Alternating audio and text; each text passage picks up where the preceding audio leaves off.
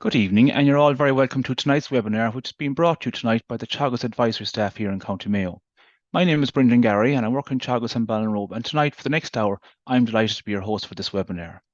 Now, this evening's webinar is the fourth episode in a new 7-part series of webinars, which have been running throughout the month of January, with 3 more episodes to run in this series during February, each Tuesday evening at 8 p.m. And the same link will work for each of those remaining episodes. And during this series, we have covered some key issues facing Irish farmers in 2024, and tonight will be no different.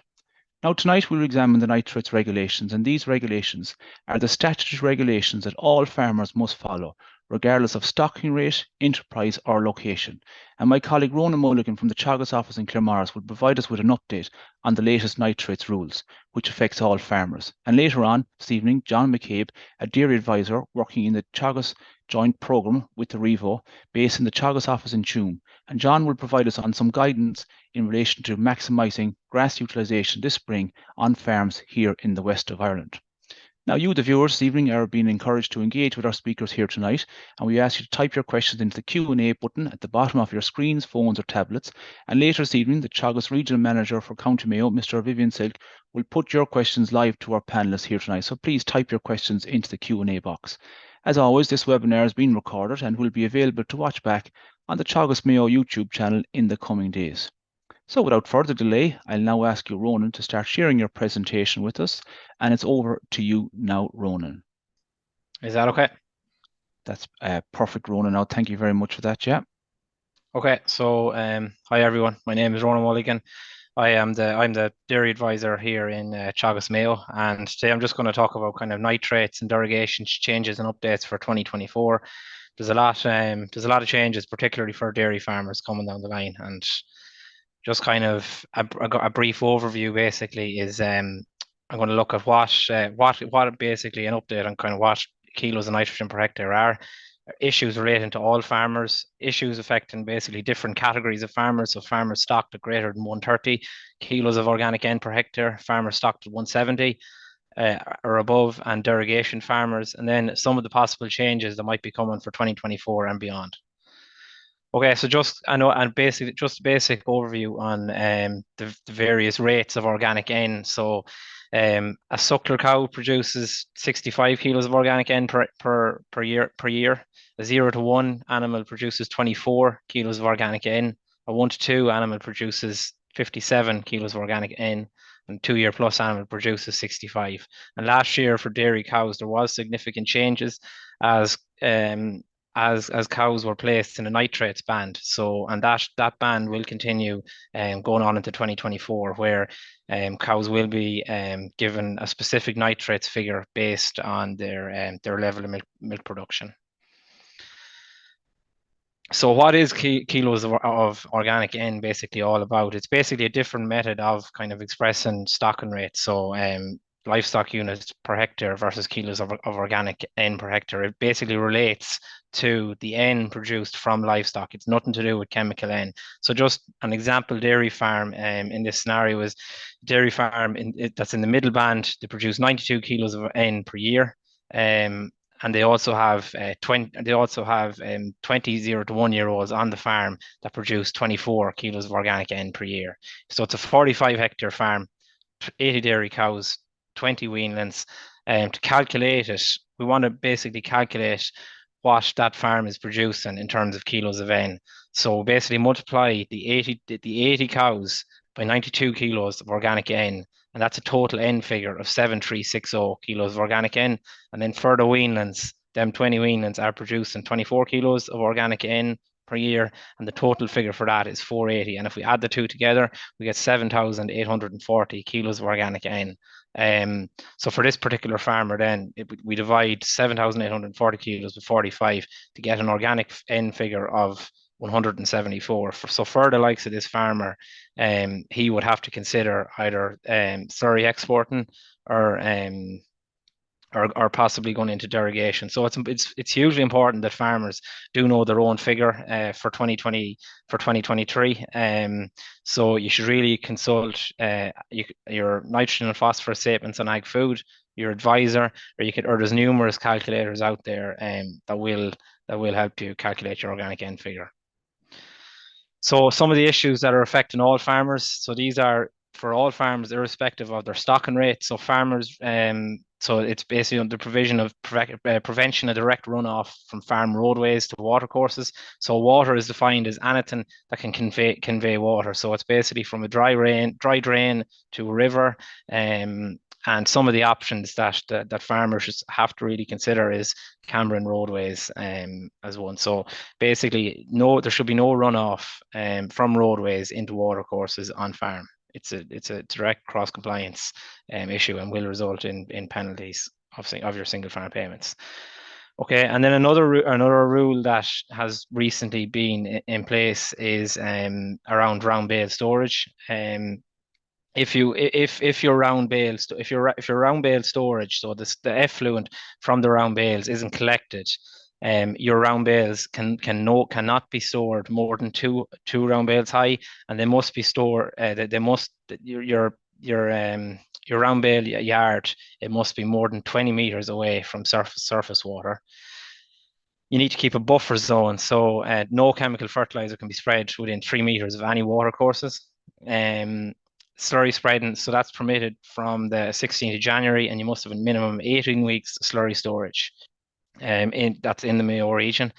And chemical fertilizer spreading is permitted from the 30th of January. And there has also been significant changes in soil water.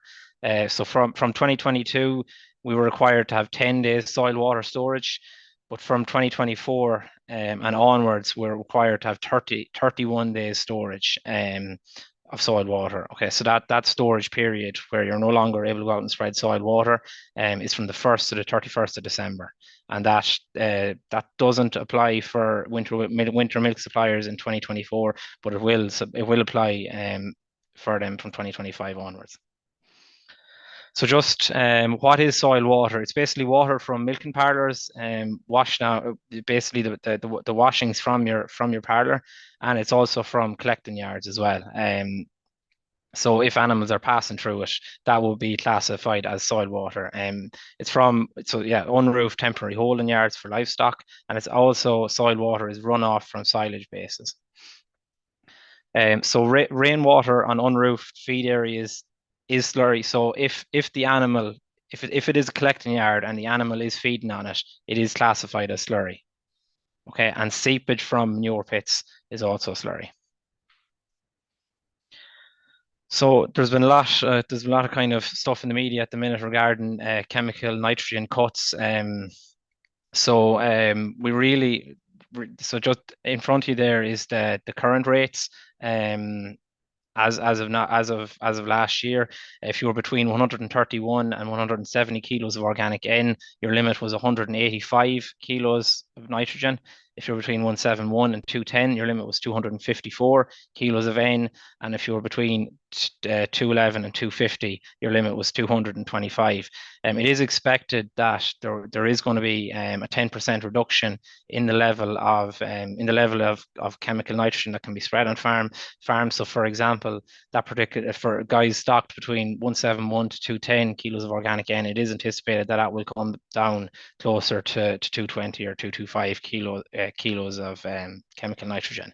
And especially this is especially important with the new fertilizer database that was released in Q4 of last year, where all purchases of fertilizer, chemical and lime as well, will be recorded on the National Fertilizer Database. And in the case of inspections, department inspectors will refer to this database to detect any breaches in nitrates regulations. Okay. So again, some issues kind of affecting all farmers is all slurry movements need to be recorded online. And last year there was a change in the nutrient value of slurry. It went from, in a meter cubed of slurry, there was previously 5 meters cubed. There was pre 5 kilos of N in meters cubed of slurry, and that dropped from 5 to 2.4 meters cubed meter It dropped from 5 to 2.4, and that meant that that means that farmers will have to export double what they exported in previous years. Okay, and really going forward as well, farmers need to have soil samples. In order, it is basically the same as buying in chemical N and P. So all farmers should have soil samples, or they will have no P allowance and no ability to import this slurry. You need to consult with your advisor if you are importing or if you're exporting slurry. That is vital. Okay, so just the dairy cow banding. So the organic N rates were calculated on a 3-year rolling average, or it could have been calculated on your previous year's figures. So this is just in relation to the banding. That data supply could have been submitted through ICBF online or through paper format, and a failure to elect a nitrates band, would have placed you directly in the higher band. So just kind of giving you an indication of the various bands. So if you were producing less than 4,500 kilos of milk, your organic N rate would be 80 kilos of N. If you were between 4,500 and 6,500 kilos, you were looking at 92 kilos of N. And if you were 6,500 kilos or more, you were in the high band of 106. And it has had a significant impact for many farmers, particularly in the Mayo region. Okay, so some issues affecting farmers that are stocked above 130. So all farmers above 130 need to have soil samples, or they'll have no P allowance. Basically, there'll be assumed index 4 for P, and won't be able to spread any chemical. They'll just be able to spread slurry. Your soil samples are valid for 4 years, and there must be a maximum of 5 hectares. Samples taken after the 15th of 2020 will be valid for 2024. And just as well, consult your advisor in relation to a new indicative peat layer that is on it's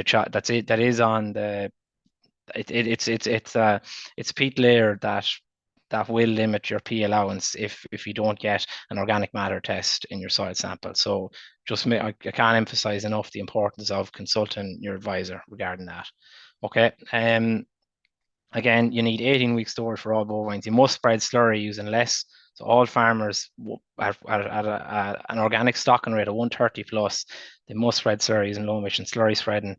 And then in your feed stuff, so between the 15th of April to the 30th of September, the max crude protein content in your ration, it cannot exceed 15%. So farmers that are stocked at 170, so what is coming down the line for them? So this is 170 after prior to the export of slurry. So a farmer, for example, that is at 180 and he's getting down to 160 in order to make him nitrates compliant. He still has a number of measures that need to be adhered to. Okay, so they need to implement a mandatory lineman program. They need to exclude bovines from all water courses. So basically fence 1.5 meters from the top of the water course bank, and it cannot be a temporary fence. It must be stake and wire. And drinking points in water courses, as shown on the right, they are not permitted.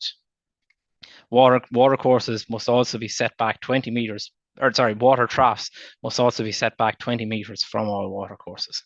And if anyone has any queries, they can either consult their advisor, and a water course is defined as those identified on the OSI 1:5,000 maps. So for derogation farmers, some of the rules that are in place, so they must complete compulsory training if you're a first year derogation application on sustainability, nitrate use efficiency, and grassland management. You must grass measure and record on a grass management software app. So an example of this would be Pasture Race Ireland. Clover needs to be included in any reseeding. And you need to implement farm biodiversity measures on your farm. So you need to retain more mature white/blackthorn trees or cut hedges in rotation. Another measure that farmers mightn't be aware of in derogation is no ploughing of grassland after 31st of May. And 50% of your slurry must be applied by the 15th of June. There can be no spreading of livestock manure after the 1st of August prior to reseeding. And every farmers then also must complete fertilizer accounts every year after the 31st of March of that particular year. Must have adequate slurry storage, so that includes soil, water, and slurry storage. They're not allowed to import slurry, and yeah, the crude protein content in their meal again shouldn't exceed 15% between 15th of April and the 30th of September. So the full terms and conditions are of the nitrate irrigation scheme haven't been released yet, but we believe them to be imminent. So make sure you keep an eye out for them. And if you have any queries in relation to when they might be released, again, consult your advisor. So again, as I was saying at the start of the presentation, there's a lot of changes coming down the lines for all farmers. So basically, what potentially could be coming. So again, it's fairly certain that last year the farmers would drop from 250 to 220, depending on the region you're in. So some farmers are still in that 250 zone, while others are in the 220 zone, and some farmers have half of their area in the 220, in half their land parcels in the 220 zone, and half them in the 250. So basically, farmers will finish 2024 with different nitrates figures going forward, and that's based on basically what parcels fall into what areas. Again, the low emission slurry spreading, the phased introduction of it. So yeah, from this year, from January 2024, all slurry must be all farmers stocked at over 130 must spread low emission slurry spreading, and all farms stocked at over 100 next year from 2025 must spread their slurry using low emission slurry spreading. There is an ongoing review of slurry and soil water storage requirements. So the capacity, or what cows are producing, what dairy cows are producing is likely to increase. They're currently producing 0.33 meters cubed slurry per week. But that is constantly being reviewed, and it is expected that will go up to 0.4 meters cubed slurry per week. And if that is the case, it mightn't be 0.4, but if that is the case, that would mean that farmers would require almost 20% more slurry storage. There is talk of grants and whatever else coming forward, but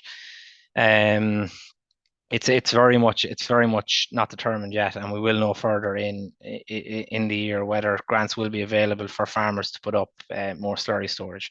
And then covering of external stores, so basically roof and collecting yards, that kind of stuff.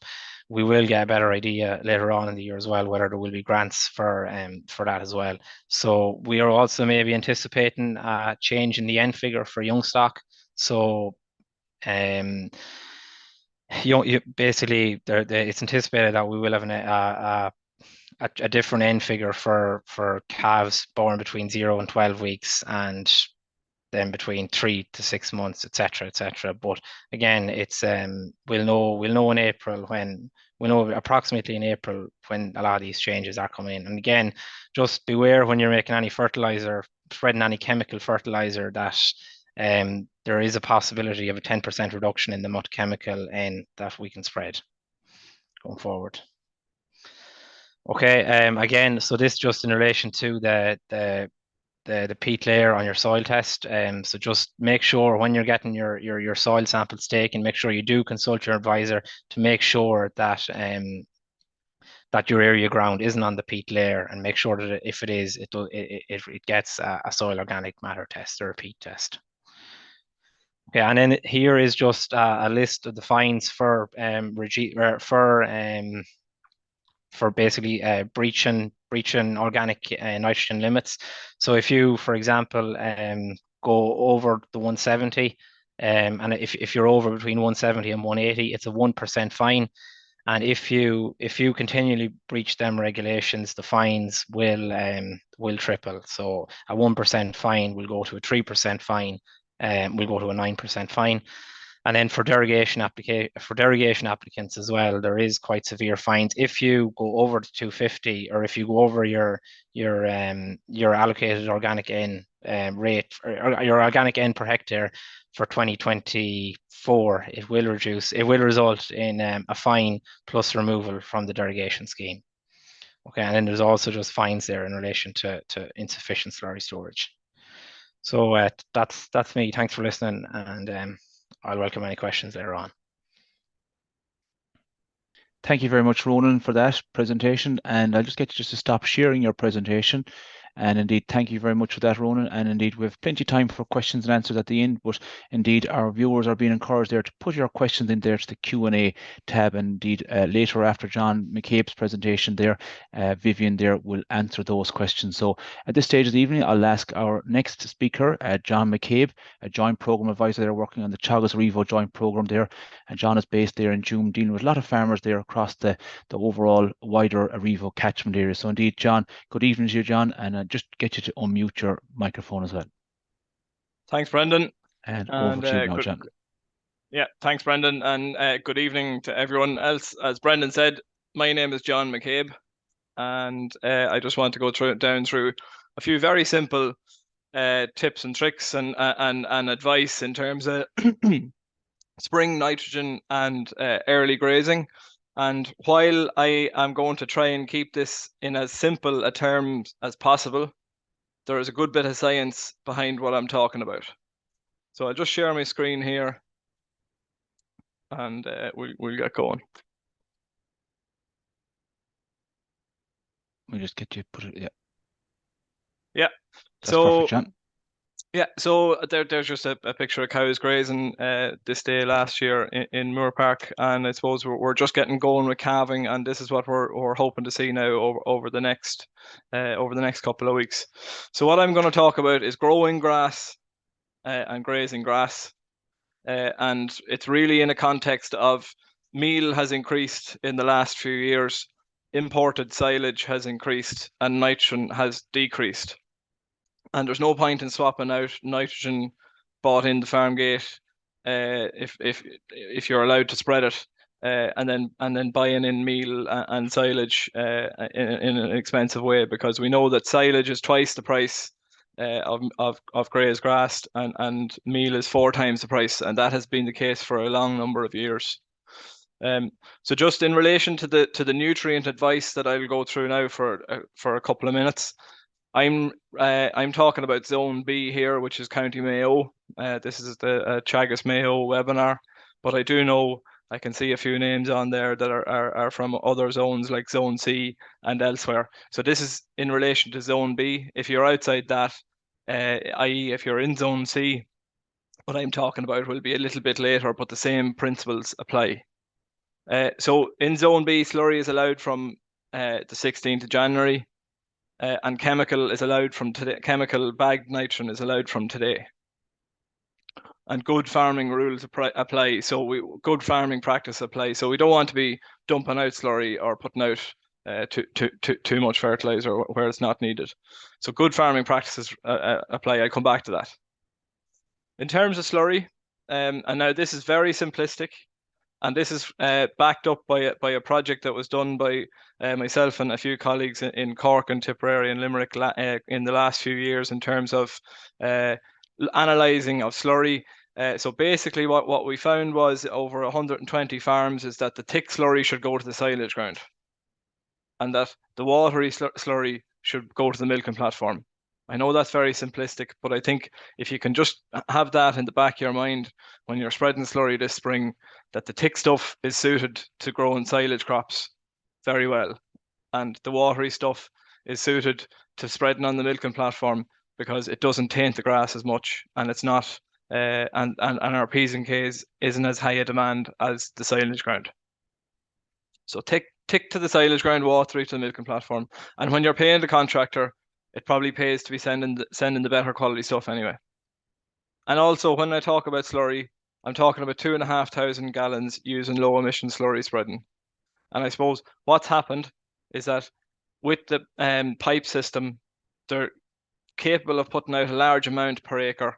And what has happened is that in some cases there could be even up to twice that going out, but maybe 3,500, 4,000 gallons, and that's too much. So in relation to slurry, that's what I'm talking about.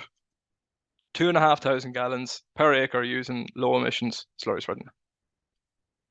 Now, in the context of the environment and saving money and growing grass, I would say that when you spread your slurry, you should wait 3 to 4 weeks. So if you spread the slurry the day it opened, 16th of January, you'd be waiting 4 weeks. But if you're getting into the 1st of March and you're spreading slurry, you're going to be pulling that back a bit and you're waiting maybe 3 weeks, not as long. So the main thing is, if you spread the slurry, use the value of the nitrogen in it, and there's no point in putting bagged nitrogen up on top of it. And I think, to be fair, in the last 6-7 years, we're starting to really take this on as a nation, and ye as farmers are really realizing the value in the slurry. But keep doing that, and if you aren't, wait 3-4 weeks before you put out the bag stuff. In terms of the first application of slurry of nitrogen, I'm going to be very clear here, and what we're talking about is 15 to 16 units of protected urea or urea, and this is on grass-only swards. I'm not talking about clover swards. Typically, the advice is for clover swards is to continue as normal, unless you're on a different kind of an approach with your clover swards and you're on no nitrogen. But for what we're talking about here is grass-only swards and typically low clover swards, 15 to 16 units of protected urea or urea-based product. That's the first split. So it's either slurry or 15 to 16 units of protected urea or urea. That's all you need to know. I'll move it on. In terms of whether you should go or not, that's the question. Should I hook up the spinner to the tractor and should I go out? Well, there's a few things you need to think about. Is it a urea-based fertilizer? If it's CAN, you should be waiting until you have a urea-based fertilizer in the yard. The days of putting CAN out first are gone, we think, and they should be, because urea is a more stable product on the soil. Soil temperature should be above 6 degrees, 5.5 to 6 degrees, which it is at the minute. I'll show you in a minute. Your ground should be trafficable. You should be able to drive it with a tractor. And we're not talking about trying to get out with a quad. We're talking about being able to drive it with a tractor. If you can drive it, you can probably go once it's warm enough in terms of the soil temperature and you have urea in the yard. It should be on good ryegrass swards. There's no point in putting out early nitrogen on bent grass or whatever type of weed grass there is. If it's an old sward, very old sward with no ryegrass in it, maybe that's not the place to go. What we're talking about is a low amount, back to the 15 or 16 units. It's a low amount, but the key point is that we're putting it out. And no major rainfall in the next few days. So they're the checks you do if you're thinking about putting out early fertilizer. I was out on a farm in Crossmolina yesterday, and I'll come to it in a minute. But that was my thermometer after I stuck it in the ground. It was 7 degrees. The ground was trafficable, so 15 units went out today on that farm. And that's the advice. A little bit early if you can go. I suppose people might ask me then about the second application. So it has either got slurry or it's got 15 or 16 units of urea. So what we'll be doing is we'll be coming around with 30 to 40 units of urea where slurry was spread, depending on the quality of the slurry. And that'll be done kind of at the end of February or March. And it'll be urea again, stable in a high rainfall, I suppose, season. Or if you have an allowance, talk to your advisor. Ronan is the advisor the dairy advisor in County Mayo. Talk to him and see do you have a P allowance? And if you do have a P allowance, from late March or early April, 18,612 plus sulfur is the product we're saying to order for that period if you can. You want your P going on a couple of weeks before growth starts to really pick up. And the other option then maybe is that you might follow your cows with watery slurry, and then after you'd wait and then after a few weeks you top up with 20 units urea. I suppose I'm trying to make this as simple as possible. You could complicate it as much as you like, but in reality, what we're looking at here is either slurry or 15 units to start, and then you're either giving it straight urea if it had slurry, or if you can go with 18-6-12, if you have an allowance, do that. And really it comes back down to that, and then maybe a little bit of following the cows with slurry as you graze throughout the spring. In total, that'll be in around 55 units, including the nitrogen and the slurry. That'll be by the 1st of April. That's kind of the advice now this spring is 55 to 60 units, or between 50 and 60 units, depending on how the spring goes. We all know it can change fairly rapidly. But that's the advice. I suppose that's back from years before. We might come back to that in a minute. I think we have to think about this in a context of in the last few years we've been importing probably too much feed and fodder onto our farms, and we're not we're probably not doing the basics or we're probably not all ticking the boxes with the basics in terms of the spring fertilizer. And what we're really doing is we're priming the place for growing grass the whole way up to May and June. And I suppose what you're doing is with the early fertilizer is you're priming it, and you're adding to the pool of nitrogen, and it's not necessarily going to it's not necessarily for the grass it grows in February, but it's also for the extra grass that will be grown in March and April as a result of having the soil and the sward primed, and that's key. There's no the work done over the last few years said if you skip in February and you put it all out in March in one go, you'll have a poor response. So we're talking about trying to grow as much grass here while still trying to avoid as much leaching as possible and get a good response in terms of economic response to what we're doing. So that's where we're coming from in terms of that. 55 units, including the nitrogen and the slurry, 55 to 60. And it's key that we get that out, and we keep going then in April, because we will get a good response. The grass growth trends over the last few years have been going in the wrong direction. They've been going down, and in a lot of cases, if we get the spring wrong in terms of grazing and in terms of nutrients, we might not make up. We probably won't make up that grass grown in the year, and we end up at a lower overall grass growth. And we all know that the more grass we can grow and get down the cows' throats, the more money we'll make, and the better for the environment in terms of that. So that's it on the fertilizer and slurry. I'm going to move on now to a bit around after we've grown the grass. I'm talking about grazing the grass now. All right. So my main advice for everyone here on the call, we've a good crowd on tonight. The main thing you want to do is walk the farm tomorrow. And there's only one way to make a plan, and that's to get off the concrete and go out for a walk and see where it's wet and see where it's dry. And it'll get you thinking about spring grazing. You can't get your mind geared up for it standing on the concrete. You have to get out and see what's going on, and you'll see if there's any fences that need to be fixed, or if there's anything that needs to be sorted. And importantly, to relate back to the nutrients, the fertilizer and slurry, it gives you an idea of where is trafficable and where is not, and where you can spread and where you can't. So that's it. Walk your farm tomorrow, I'd say, is one of the main things I'd take out of this.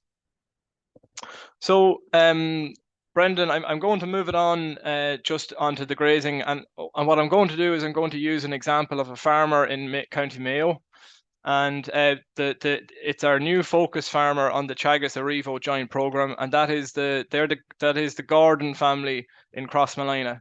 So we're about to launch the new Teagasc Arrivo joint program, and the Gordons have been selected as the focus farmers for County Mayo, and it's great to have them on board, and I thank them.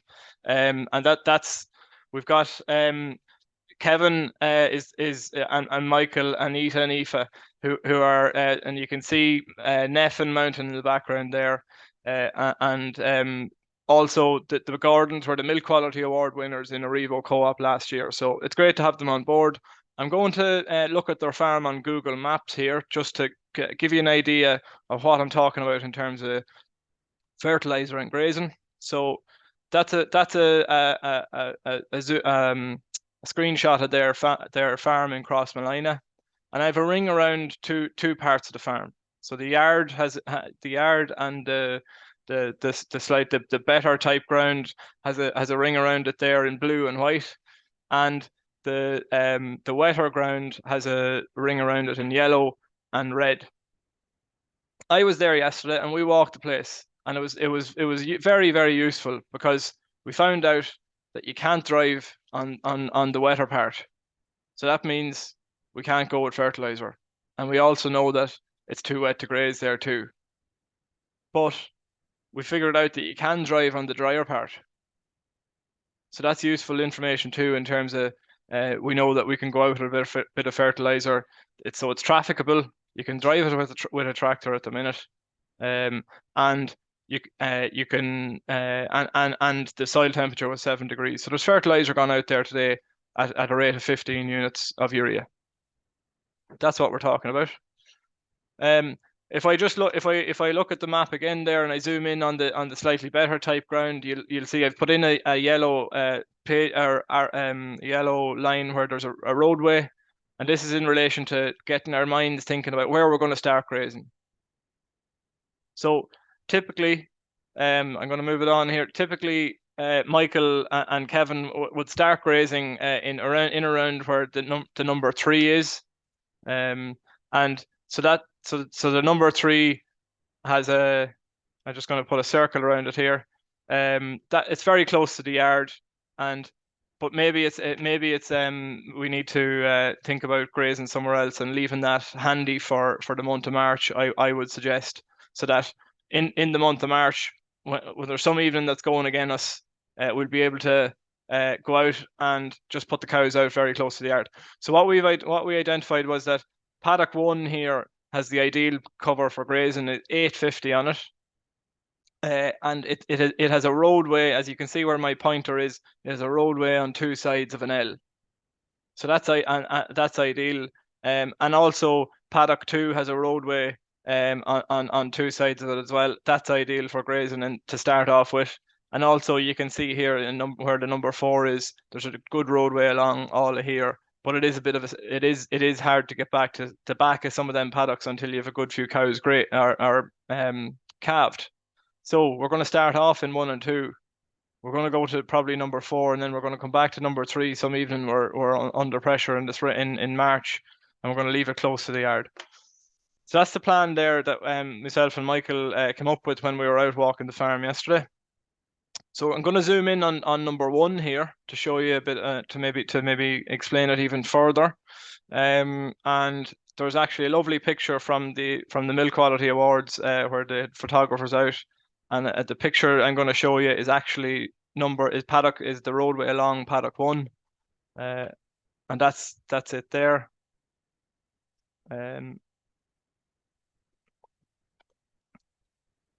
So you can see along the left-hand side, that's the paddock we're talking about. It's recently reseeded. So what the good thing about that then will be that it should grow back a lot of grass for the start of the second round.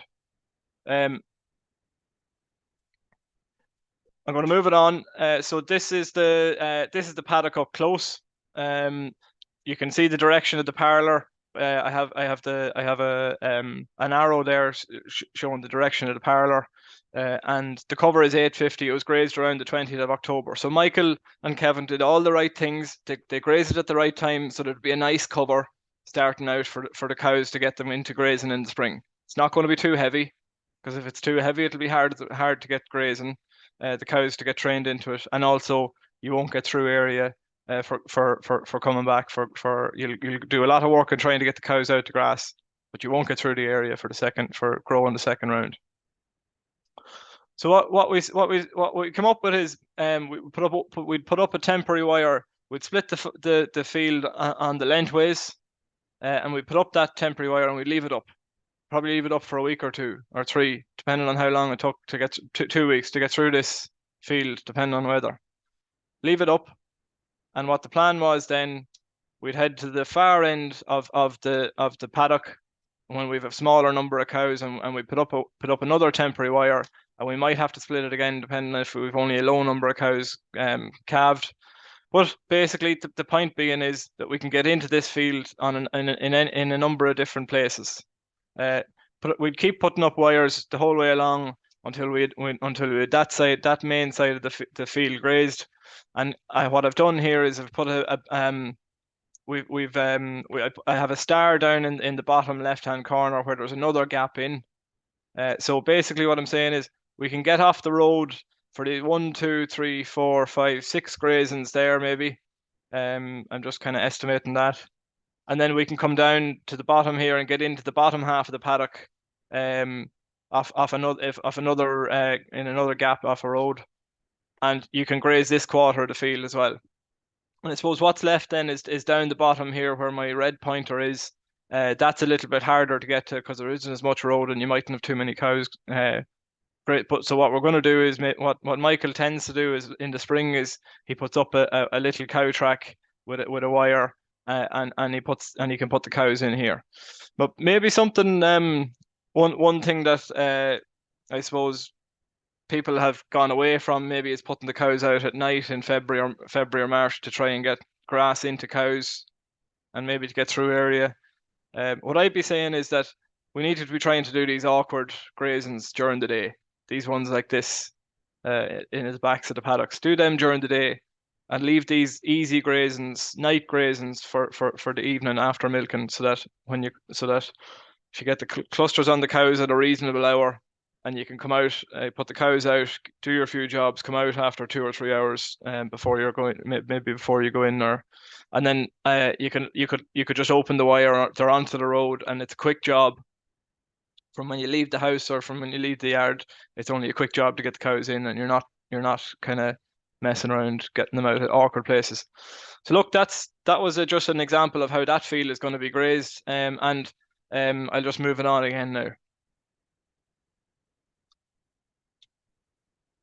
So on Michael Gordon's farm, we were talking about putting up the wires yesterday, and it kind of transpired that there wasn't enough reels on the farm. I think there was 3 or 4, and the advice then was to go and buy another 2 or 3 of them.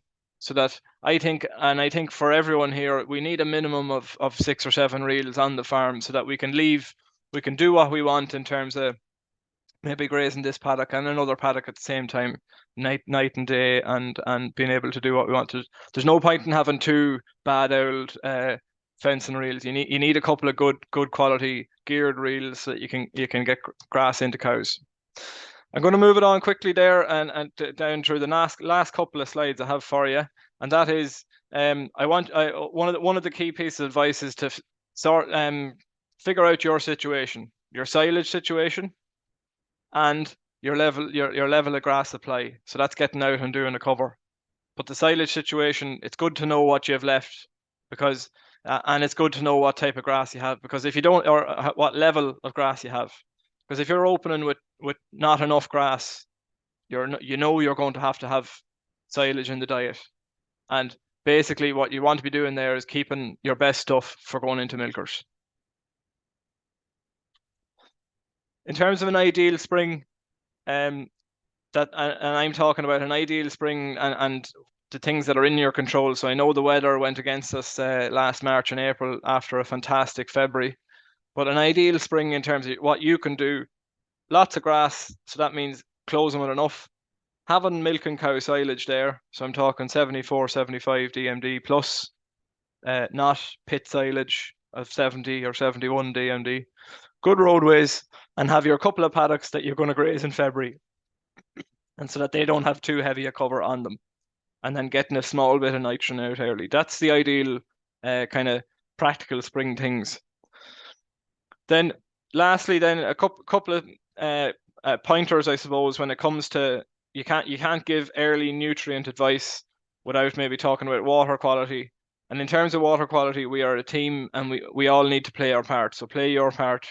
One of the things is don't spread slurry on high index 4 soils. We know from the agricultural catchments program that there's a big risk of P running off into waterways, and P is the problem up the west more so than nitrogen. So don't spread slurry on high index 4 soils if you can at all. And I would say just don't do it. Get out the soil samples.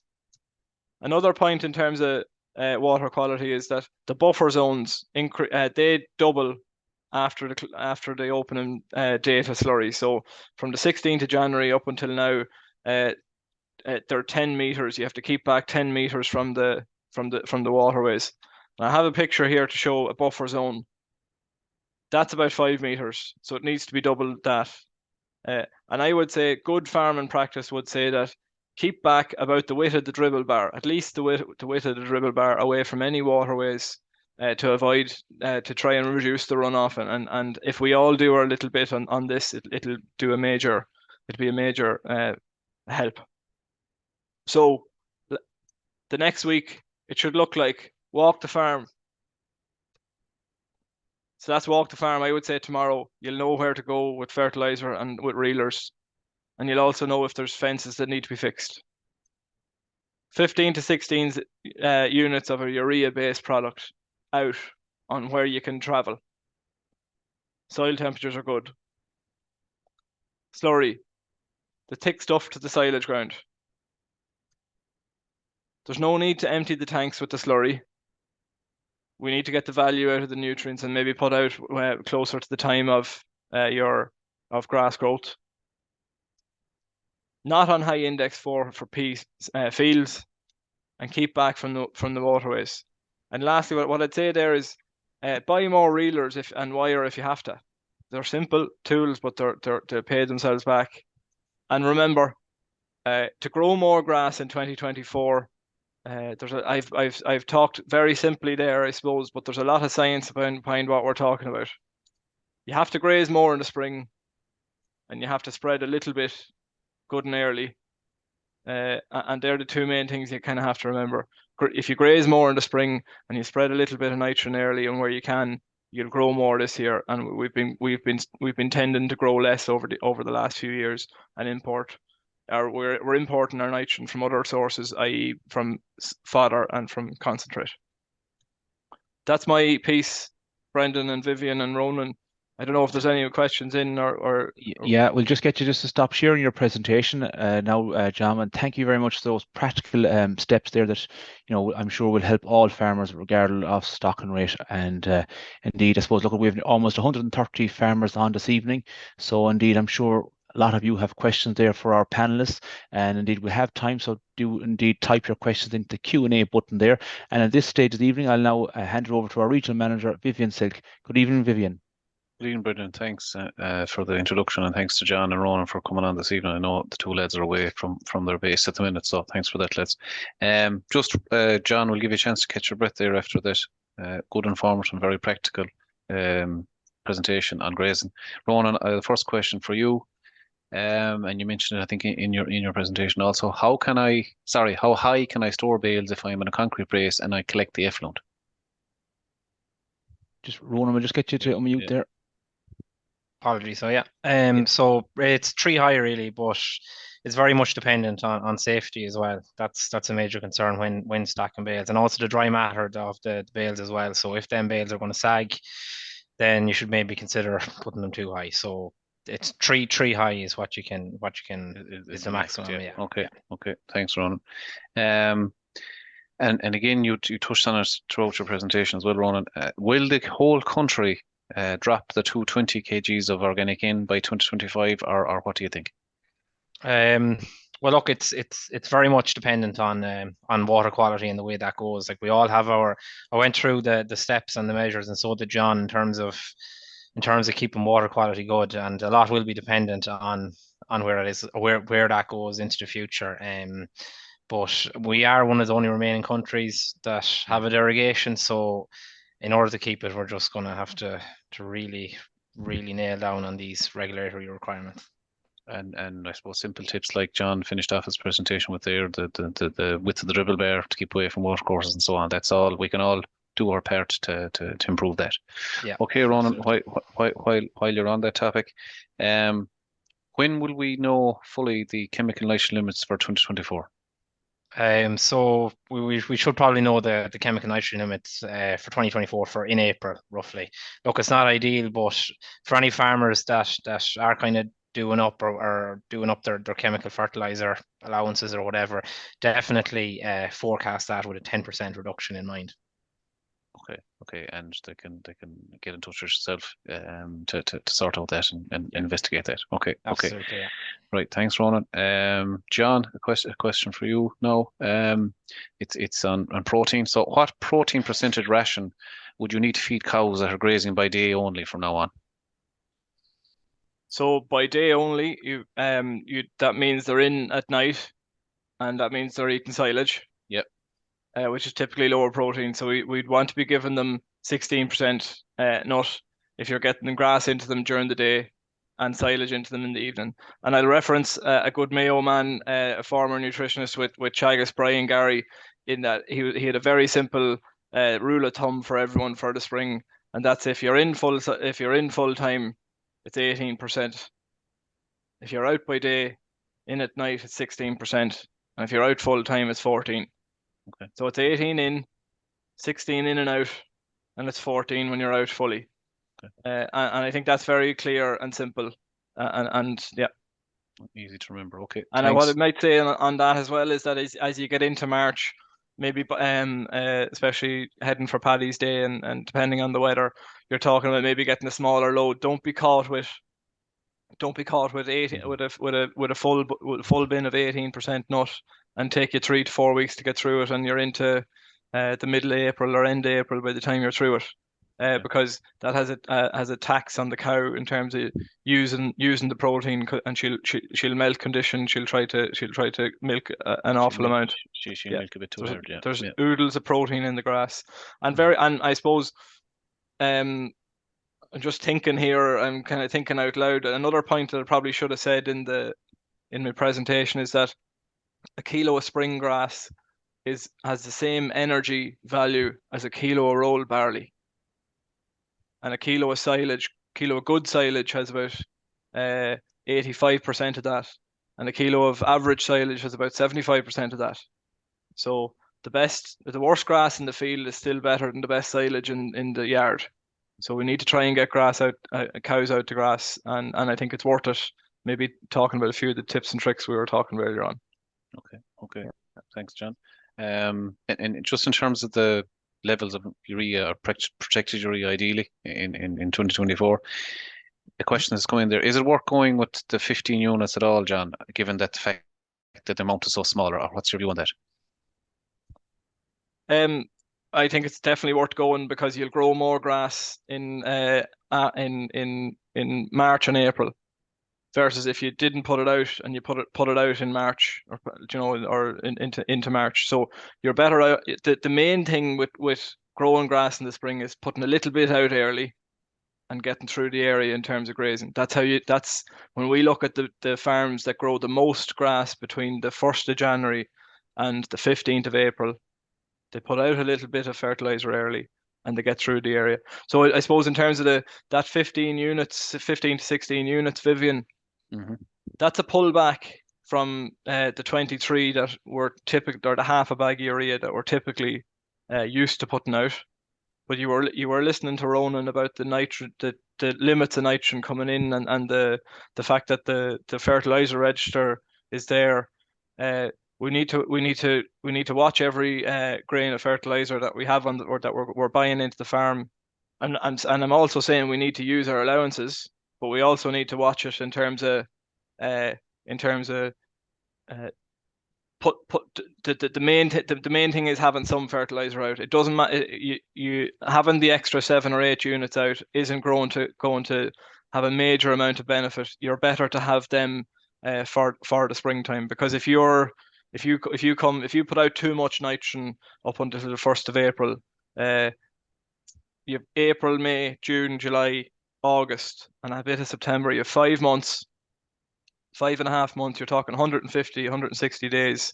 And if you only have 100 units left to spread, it'll be tight to grow the grass to feed the cows, and then you're in. So I suppose saving them 7 or 8 units early but still going out. I think it's definitely Jays, it's definitely worth going out, Vivian, I suppose. Okay. That's the answer. Okay, thanks, John. Just switch over for Ronan for a minute. Ronan, again, it's related to the first question. How long do I have to collect the effluent off the slab from bales that are left on it, or is it when it's empty, when all the bales are gone? If you understand my question. So yeah, you have to collect for the 31 days, and you'll be able to spread that except for in the close period of between the 1st of December to the 31st. Okay. I think that's the question that was kind of asked. Yeah. Okay, thanks, Ronan. Back to yourself, John. Again, it's related to getting cows out, and it's good that people are thinking about this at this moment. The weather is quite good and has been good. It was great dry in the last couple of days. Land has dried up quite a lot.